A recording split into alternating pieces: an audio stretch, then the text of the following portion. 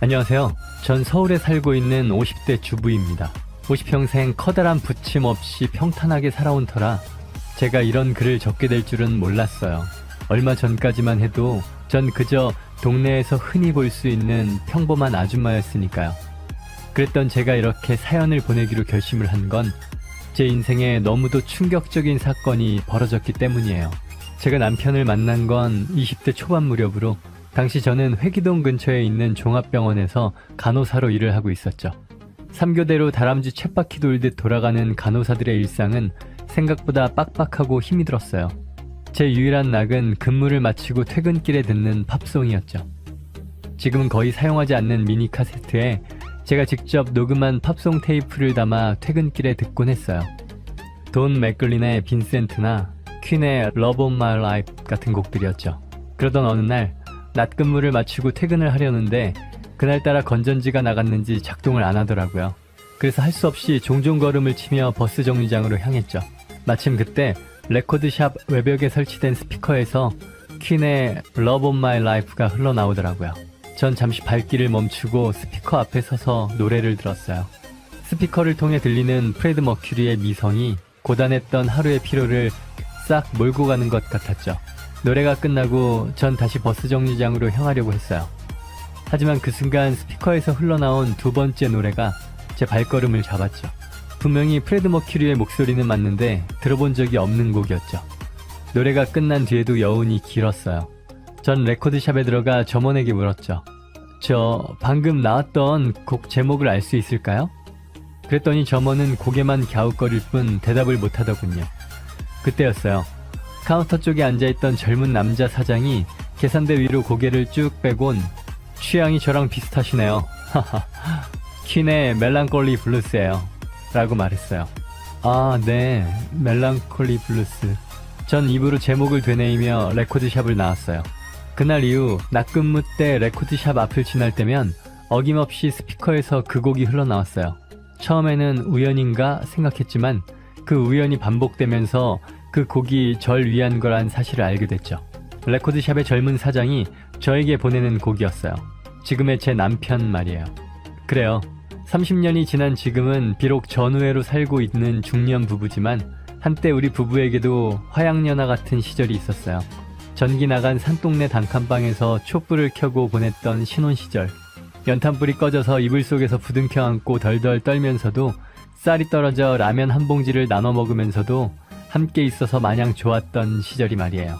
결혼 3년 만에 그렇게 기다리던 딸아이가 세상에 나오던 날 15시간 진통 끝에 온몸이 땀으로 범벅이 된 저는 거의 탈진하다시피 늘어져 있었죠. 그때 제 머리카락을 쓸어주며 고맙다고 울먹이던 남편의 모습을 전 아직도 기억해요. 이제는 사라져버린 그날의 추억들을요. 그 딸이 어느덧 자라 얼마 전 결혼을 했어요. 27년 동안 함께 살아온 딸이 집을 떠나자 그 빈자리가 너무도 크게 느껴졌죠. 언제부턴가 대면대면한 사이가 되어버린 우리 부부는 딸아이마저 떠나고 없자 더욱 냉랭하게 변해갔죠. 말 한마디 나누지 않고 지내는 날들이 허다했어요. 같이 앉아 식사를 하는 일도 거의 없고 각자 알아서 자신의 일과를 보내는 일종의 룸메이트, 그 이상도 이하도 아니었죠. 그러는 사이 남편은 또다시 밖으로 돌기 시작했어요. 오래전, 그러니까 딸아이가 태어나기 2해 전이던가? 남편은 그때도 이런저런 핑계를 대며 집 밖으로 나돌기 시작했었죠. 그리고 얼마 뒤 제 귀에는 남편이 다른 여자를 만나고 다닌다는 소문이 들려왔어요. 총각 시절부터 바람기가 다분하긴 했지만 바람을 피운 건 처음이었죠. 상대 여성은 레코드샵 근처 꽃집 여자였어요. 창고에 쌓아둔 재고 정리 때문에 며칠 못 들어온다던 남편은 꽃집 여자와 강원도로 여행을 떠났더군요. 다음날 밤이 돼서야 집에 들어온 남편은 뻔뻔하게 아무 일 없는 것처럼 여보 밥 줘. 절 보자마자 밥 타령을 하더군요. 전 그런 남편에게 옷가방을 집어던졌어요. 그리고 나가라고 했죠. 당신 같은 바람둥이하고는 죽어도 못 사니까 당장 나가라고요. 그런데 이 남자가 뭘 하는지 아세요? 나갈 때 나가더라도 당신이 해주는 밥은 먹고 가면 안 될까? 나 같은 놈한테 누가 그런 밥상을 차려주겠어. 마지막으로 한 번만, 응? 얼마나 유들유들하게 굴던지. 그런데 그때는 그런 남편이 밉다는 생각보다 철딱서니 없이 귀여웠어요. 저도 미쳤죠. 결국 전 남편한테 밥상까지 차려 바쳤어요.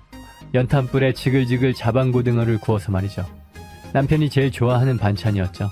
남편은 밥을 2그릇이나 먹고 숭늉까지 마신 다음 제가 부엌으로 나간 사이 배 두들기며 잠들어 버렸어요. 처음부터 나갈 생각 따윈 없었던 거죠. 천연덕스럽게 코까지 골며 잠든 남편을 보니 그래, 누구랑 산들 이런 일 없겠나 싶어 한번 눈 감아주기로 했죠. 다행히 그날 이후로는 정신을 차렸는지 남편은 처자식만 생각하며 소처럼 일하고 살았어요. 그런 남편이 또다시 밖으로 돌기 시작한 거죠. 이젠 전처럼 남편에 대한 애틋함도 사라진 탓에 현실적인 대책이 먼저 떠오르더군요. 통장에 잔고는 얼마나 남았더라? 집하고 차, 그리고 또 뭐가 있었지? 그때였어요. 일주일 만에 남편이 돌아왔어요.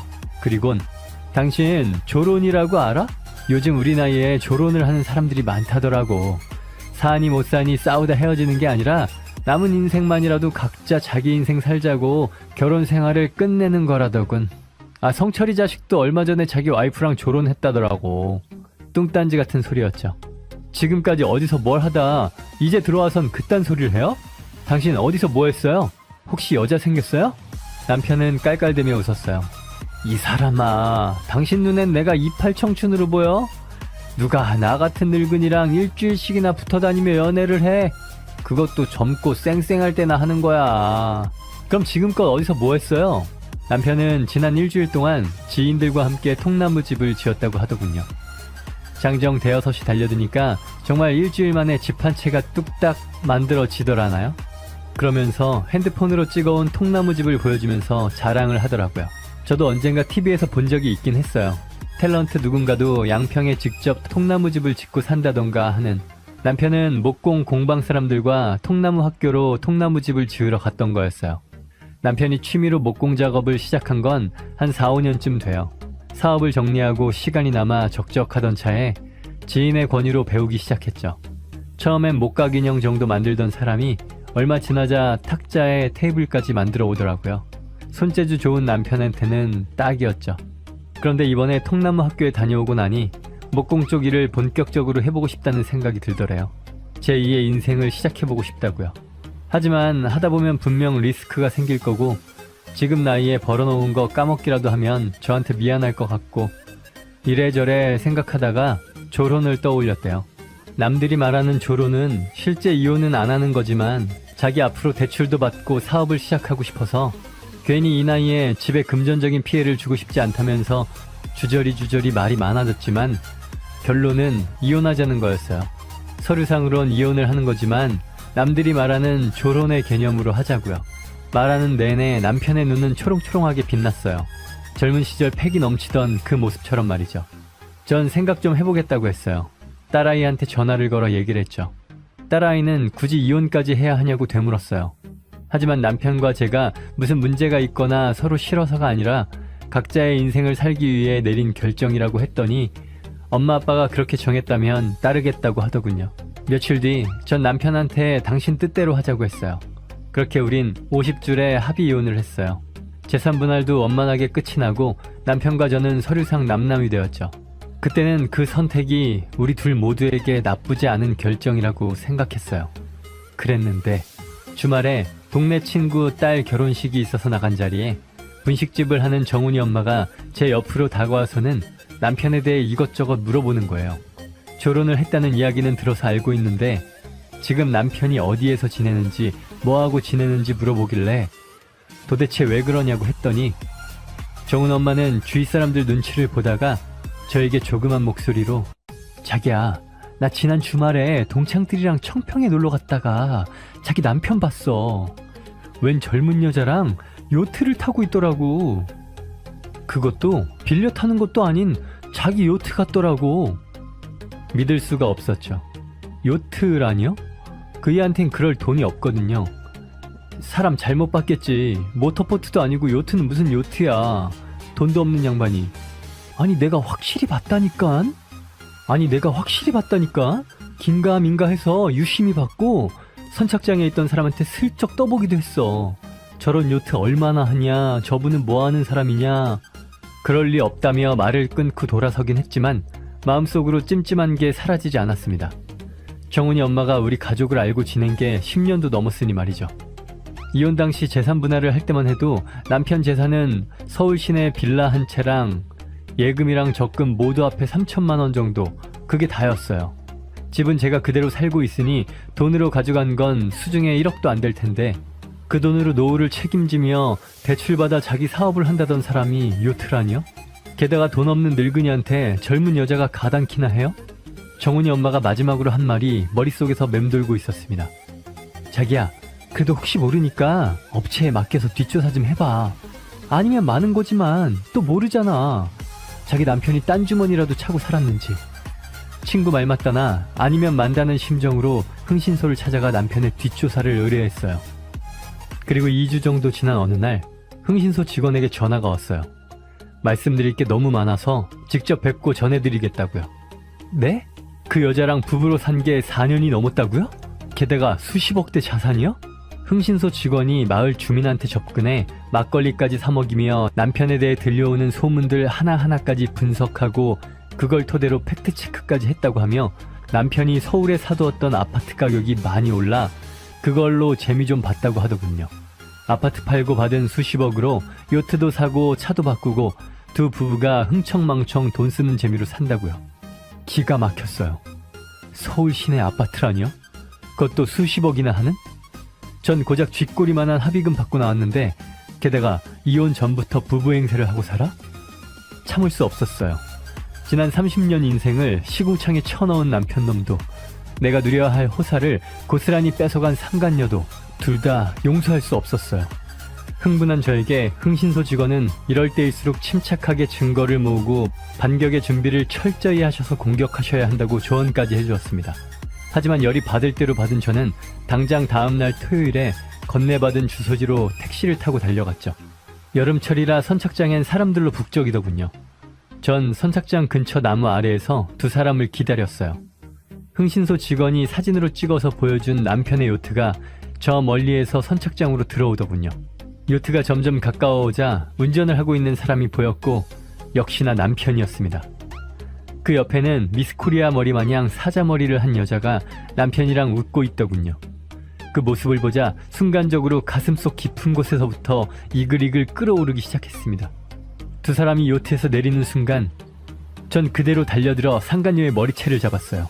그리고 바닥에 패대기 치며 소리쳤어요. 주변의 사람들 모두 들으라고 고래고래 소리 지르면서 야 이년아, 남의 남편 꼬셔다가 딴 살림 차려 사니 좋더냐? 젊은 년이 할 짓이 없어서 남의 집 늙은이를 끌어다 벗겨먹고 살아? 네 부모는 아니? 너 이러고 사는 거?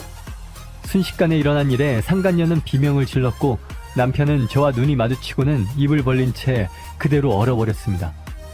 야, 이 인간아, 너 나랑 이혼하기 전부터 인연이랑 이 동네에서 부부 행세하고 살았다며? 불륜 주제에 부부? 어디서 하늘 무서운 줄 모르고 그 뻔뻔한 낯짝으로 부부? 그렇게 조론 타령하더니 이게 네가 말하는 조론이냐? 어? 암튼 다 필요 없고 조만간 법정에서 보자고. 네가 빼돌린 재산 하나도 빠짐없이 다 받아낼 테니까. 선착장은 머리채 뜯겨 고래고래 소리 지르는 상간녀와 그걸 지켜보는 사람들의 수군거림으로 아수라장이 되었습니다. 그곳 관계자들도 누구 하나 나서서 상황을 정리하려 할 생각을 못하고 그저 핸드폰만 들이대고 있었죠. 전 그 길로 변호사를 찾아가 소송에 대해 알아보았습니다. 변호사 말이 이번 건에 대해서는 두 가지 소송이 가능하다고 하더군요. 하나는 재산분할 청구 소송이고 다른 하나는 상간녀 위자료 청구 소송이었어요. 먼저 재산분할 청구 소송에 대해서는 이혼 시 재산분할 재판에서 분할 대상인지 여부가 전혀 심리된 바 없는 재산이 재판 확정 후 추가로 발견된 경우에는 이에 대하여 추가로 재산분할을 청구할 수 있다는 대법원 판례를 통해서 청구 소송이 가능하다고 했습니다. 남편은 저와 결혼하기 전부터 시부모님께 증여받은 돈이 있었고 결혼 후에도 그 사실을 저에게 알리지도 않고 일을 하면서 모아둔 비자금 등을 더해서 저 몰래 강남에 아파트 매입을 해놨다는 것이 확인되었습니다. 그리고 저와 이혼 후 그 아파트를 처분하면서 매매가 24억을 받았죠. 변호사는 이전 판례에 저와 비슷한 상황으로 승소하신 분이 있어 희망을 가져도 된다고 말했습니다. 그리고 상간녀 위자료 청구 소송에 대해선 저와 혼인 중에 이미 지금의 아내와 간통을 저지른 사실을 증명해야 했죠.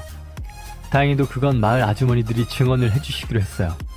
동네엔 이미 남편과 상간녀에 대한 소문이 순식간에 퍼졌거든요. 자신의 일처럼 분노한 마을 아주머니들이 증언해 주시겠다고 걱정 말라고 하셨죠. 얼마 전 추가 재산분할 재판에 대한 결과가 나왔습니다. 혼인기간 중 해당 부동산을 취득하였고 상대방이 해당 부동산을 혼인생활과 무관하게 취득하였다는 점을 뒷받침할 만한 자료가 없으므로 해당 부동산은 부부 공동재산으로 재산분할 대상에 해당한다고 판단, 해당 부동산의 50%에 해당하는 12억 원을 저에게 지급하도록 선고하였습니다. 지난 30년간 믿고 살았던 남편에 대한 배신감과 상간녀에 대한 제 분노야 사라지지 않겠지만 완벽하게 저를 속였다고 생각하면서 호화로운 생활을 하던 남편에게서 저의 권리를 되찾았다 생각하니 속이 다 후련했습니다. 이제라도 알아챌 수 있었던 거에 감사해야겠죠. 정훈이 엄마네 건조기라도 하나 선물해줘야겠어요. 열길 물속은 알아도 한길 사람 속은 모른다고 30년을 한 입을 덮고 잔 남편도 돈 앞에서 이렇게 저를 배신했다는 게 서글픈 생각이 듭니다. 부디 여러분께선 미리미리 배우자분들 자산관리 잘 하셔서 저와 같은 일을 겪지 않으시길 바래요. 전 얼마 전 동네 중심 상가에 라이브 카페를 차렸어요. 결혼 이후로 남편이 벌어다주는 돈으로 살림을 하고 아이들 키우느라 제 자신을 위한 삶을 살아본 적이 없었는데요. 이번 일로 저도 깨달은 게 있어요. 앞으로의 시간들은 나를 위해 살아가고 싶다고.